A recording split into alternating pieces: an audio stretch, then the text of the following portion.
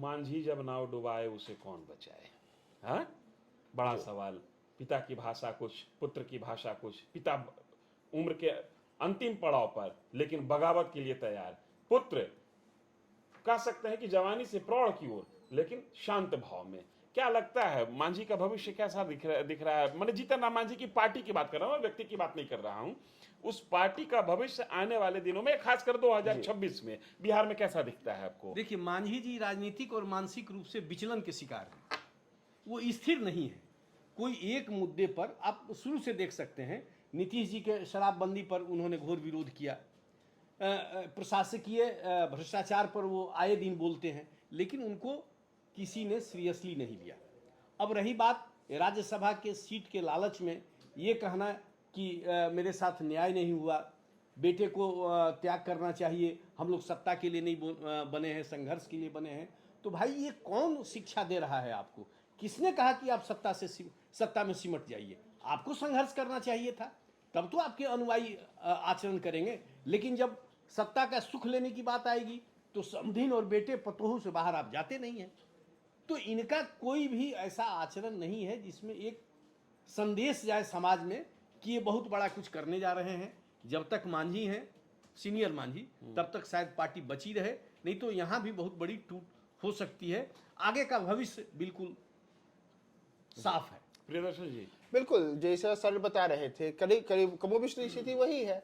आखिर उनके परिवार में टूट किन में हो? आप ये भी, जैसे सर ने जो वही बोला कि एक और कौन है, तो स्वयं मांझी जी हैं, मांझी जी के पुत्र हैं, मांझी जी की बहू हैं, मांझी जी की समधन है, और लिए दुए अब दो और विधायक उनके बस। देश में ऐसे भी उदाहरण हैं कि पिता और पुत्र में राजनीति को लेकर बगावत हो गया। शायद ऐसा न हो, मेरा मानना है वह इसलिए क्योंकि कई बार कहते हैं कि कुछ पाने के लिए एक ऐसी तस्वीर गढ़ी जाती है कि हम आपसे नाराज हैं, हम आपकी चीजों को नहीं मानते हैं, हमारे साथ अन्याय हुआ है, जबकि भीतर खाने सब मिल करके एक ही टेबल पर सारी बातें होती है कि आप एग्रेसिव रहिए और मैं डिफेंसिव रहूंगा। इसका मतलब कि कार्यकर्ताओं को कुछ दिखाया जा रहा है, वैसी बात है वो हाथी के दांत वाली स्थिति हो सकती है। अब एक और पार्टी है राष्ट्रीय लोक मोर्चा। क्षेत्रीय पार्टी है, क्षेत्रीय में भी क्षेत्रीय है, लेकिन इस मोर्चा वाली पार्टी के अंदर ही कई मोर्चे हो गए हैं। और मुझे लगता है कि इस पार्टी का राष्ट्रीय अध्यक्ष आज अपनी ही पार्टी में अपने आप को सबसे ज्यादा कमजोर महसूस कर रहा है। नाम है उपेंद्र कुशवाहा। क्या भविष्य देखते हैं उपेंद्र कुशवाहा की पार्टी? कई बार चर्चा है कि वो टूट जाएगी। उपेंद्र कुशवाहा कह रहे हैं कि नहीं टूटेगी। उनके विधायक संकेत दे रहे हैं कि ना हम टूटिए के मानेंगे, रहबे नहीं करेंगे इनके साथ। देखिए, उपेंद्र कुशवाहा को सबसे पहले किसी अच्छे ज्योतिष से मिलना चाहिए, क्योंकि उनका कब शनिचरा बिगड़ता है शायद उनको भी पता नहीं है। आपको पता होगा पिछली बार केंद्र में वैसे 2026 सूर्य का काल माना गया है, इसमें प्रतिभाएं विकसित होती हैं, नेताओं के लिए यश का काल है। अभी तो उनको परिवार में ही अपनी पार्टी दिखती है। ठीक है, सत्ता में अच्छा उनका शेयर मिला, एनडीए बीजेपी को थैंक्स कहना चाहिए। शेयर लेने में वो हमेशा कामयाब रहते हैं। 2015 में भी जीतन राम मांझी की अपेक्षा ज्यादा सीट पर चुनाव लड़े। 2025 में जीतन राम मांझी की अपेक्षा ताकत उनकी 0 पर थी, लेकिन बराबर सीट पर चुनाव। यही मांझी का एक पीड़ा भी है कि हमको और उपेंद्र कुशवाहा को एक तराजू में कैसे तौला गया। लेकिन उपेंद्र कुशवाहा के लिए बहुत बड़ी चुनौती से वो गुजर रहे हैं। अच्छा, एक मैंने बहुत हम प्रिसाइज हो रहे हैं सवाल को लेकर, उपेंद्र कुशवाहा एनडीए का हिस्सा होंगे या उनकी पार्टी एनडीए का हिस्सा होगी? नहीं, उपेंद्र कुशवाहा है तब तो उनकी पार्टी है। अब उनकी अब नया जो है, एक नया पारिवारिक उनका सदस्य जो बहू है, जो एकमात्र बेरोजगार थी, उसको भी लाने की कवायद चल रही है। तो इन अपने में ये लोग खुद अंतर्द्वंद में भिड़ा हुआ है। इनके जो भी विधानसभा सदस्य हैं इनके पार्टी के, किन्हीं के साथ इनकी बैठक नहीं हो पा रही है। पता नहीं बोलचाल है या नहीं है, लेकिन किसी समारोह से लिट्टी पार्टी में कोई भी उनका नहीं जुटा था। तो ये बिल्कुल इनको खुद से विश्लेषित करना चाहिए कि उनकी पार्टी कहाँ जा रही है और क्यों जा रही है और जाने के पीछे कारण क्या है।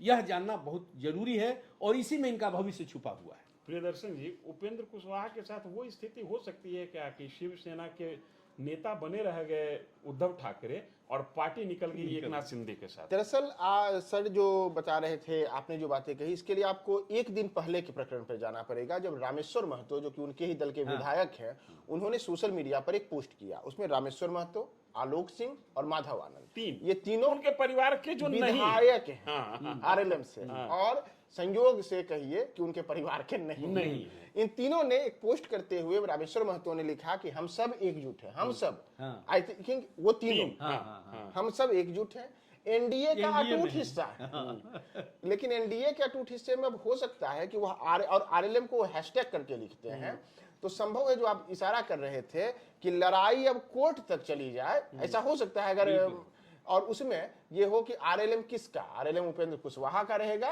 या फिर आरएलएम इन लोगों का रहेगा, अगर कुछ भीतर खाने होता है तो।